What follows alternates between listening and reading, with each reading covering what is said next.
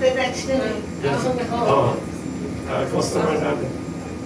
Pero minsan wala pang sagot kasi hindi pa nangyayari.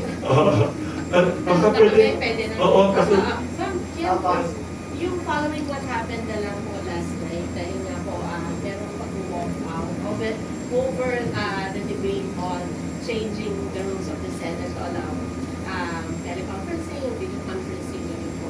So ano po nakikita nyo moving forward sa Monday po, mapapag-usapan na naman po ito, and do you see further siguro scenes or scenarios like this? Huwag naman sana. Marami kaming sinisisi na ipinaunlaw namin ang dangal ng Senado. Ang totoo, nawala ang dangal ng Senado nung pinagtatakpan yung mga mastermind ng flood control. Nung hininto yung Blue Ribbon, doon talaga nabaon yung dangal ng Senado. Aminin natin, itong mga takbuhan, sigawan, alitan, bardagulan, sabihin natin, hindi naman yan eh. Yan na lang ang offshoot ng ugat ng problema na hindi matuloy-tuloy yung flood control. Pagkatapos, lumala pa from flood control, naging tsansya pa at term extension. Doon naman talaga nababaon ang aming institusyon ng Senado, ng inyong Senado, doon talaga nagkakaproblema. Ngayon, kung ano ang itutuloy, inaasahan ko na mag-uusap-usap sa mga susunod na araw at sana magkasundo na kasi hindi naman maganda itong sila na ang nagsabi ng napaka-unparliamentary na kulong na ang dalawa sa inyo. Kaya pinagpipilitan ninyo. Eh, ganun eh. Eh, hindi ba unparliamentary at offensive naman yun? Ikalawa, sila ba yung nag-walk out? Sila ba ang may tapang mag-walk out? Tama ba yun? Kaya eto nga, sana magkasundo na yung dalawang panig. Titiisin na namin sila. Titiisin na rin nila kami. Pero wag naman ganun. Pag sila, pwede. Pag kami, hindi pwede. Eh, hindi naman tama yung ganun.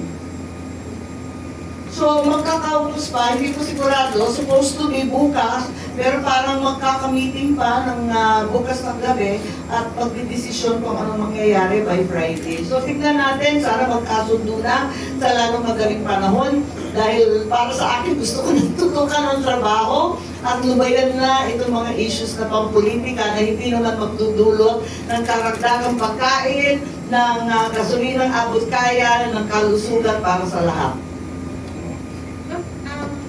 Follow-up lang, do you see, anything happening between now and Monday that would change siguro yung conditions ng pag pinag-usapan yung muli ito sa Monday? Ako yung si Hope Springs Eternal. Kaya inaasahan ko na kahit pa paano, we'll be able to go back to work. It's important. Isang linggo na lang kami, kung tuturutin, 3 araw na lang natitira eh. Magre-recess na kami ng June 3. Tapos na yun eh. 3 araw na lang natitira, nakakarambola pa eh. Tama ba yun? Kaya 3 araw na. Ang dami pang nakasalang. Meron pa tayong krisis at emergency na hinaharap. Ang nakatutok lamang, ang tinututukan lamang, puros politika. Ito talaga, nakakahiya ito sa ating bansa. At ito talaga ang nakakahila ng dangal ng Senado. Coming from RMN PCXL, yes. do you expect any changes sa composition ng majority sa susunod na mga linggo, papasok na linggo, considering na by Thursday ay meron ng pagsasampa ng kaso ni Jingo Estrada? Yun nga ang naririnig namin, ang dami-daming kaso. Ilan na ba? Pati si Senator Marcoreta, ayan, kahapon may announcement na naman. Pagkatapos si Senator Jinggoy, Senator Joel, Senator Cheese, yung 2 Villar, si Camila at si Mark Villar. Isang katutak na talaga yung kaso eh. Inuubos yata kami sa kaso, tapos nakatenga pa na may ICC warrants na susunod. Kaya si Senator Bongo daw, nasa listahan na naman. Pananakot ba to o bang-aape? Hindi ko na maintindihan. Palibasa, hindi sila nanalo dyan. Nakailang beses na papalit-palit yung Senate President. Bakit ganito katindi? Noon naman natalo kami. Hindi kami bumoto kay Senator Tito Soto. Wala naman na eh. Quiet lang kami. Kahit tinanggal lahat ng aming committee, ayos lang, nagpasalamat pa rin kami. Kasi naniniwala kami sa proseso. Hindi kami kapit tukuha sa posisyon. Pero ngayon, bakit ganito? Hindi naman nangyari ito dati. Pamangila po Moralia. Balikan ko lang yung motion ni Sen. Marcoleta. Ano po yung napag-usapan ng majority doon since hindi po siya natalakay ng maayos kahapon sa plenary? Ang alin. Yung motion po ni Sen. Marcoleta sa pagpayag sa online. Yes, pupursigihin namin yung pagboto sa Zoom. Nakita naman ninyo nung panahon nila, nagpila naman si Senator Ontiveros, si Senator Soto, Senator Bing, Senator Kiko Pangilinan. Nung panahon naman na may nakakulong o hinuhuli sa kanila, pagkaalala ko, Senator Delima at Senator Trillanes, nag-motion rin naman sila na mag-remote voting. Bakit ngayon may remote participation? Nagtataka ako ngayon kung bakit tutol na tutol sila dyan, nag-walk out pa. Meron naman silang pinagpa-file noon, andito nga, nakita ko, kaya ako nagtataka. Ito may mga Resolution 658, andyan, ang dami, Resolution 51, may mga resolution sila nung dati tungkol sa remote participation. Bakit ngayon tutol na tutol? Di ba dapat patas? Just to follow up on that, perhaps the thing that would set it apart is dahil may parating po na impeachment trial, ano po. So nakikita niyo po ba na ang kung magtatagumpay po yung conversation ng rules, ay syempre po makakaloka po doon yung mga ibang kasamahan sakali nga po matuloy na sila po ay arrested. At maaari silang bumoto. Tama po ba? The Senate has great leeway in the Constitution and upheld repeatedly by the Supreme Court in formulating its own rules for impeachment. Ang Senado mismo ang gumagawa ng kanilang mga patakaran para sa impeachment. Kaya, kung mag-agree ang Senado na ito ang karapat-dapat, pwede naman talagang gawin. Wala namang bawal dun eh. Kaya pinagtatakam ko, napakarami na ng president dyan. May president rin sa walkout. Alam rin natin na yung Korte Suprema, nag-ruling na rin dyan na pwedeng ituloy-tuloy ng ramp session. Kaya nagtataka ako, mas marunong sila, yung iba nakakatanda sa amin, sa karanasan at sa edad. Abay, bakit nagkaganon? Ma'am, ano yung process para mag-apply din siya sa impeachment court po? Yun na nga ang dapat tatalakayin. Hindi pa nga napapag-usapan yung detalye kung ano yung remote, ano yung botohan, kung ano yung participation. Lahat yan hindi pa na-define. Kaya nagtataka ako kung bakit nag-walk out, wala pa naman pinag-uusapan.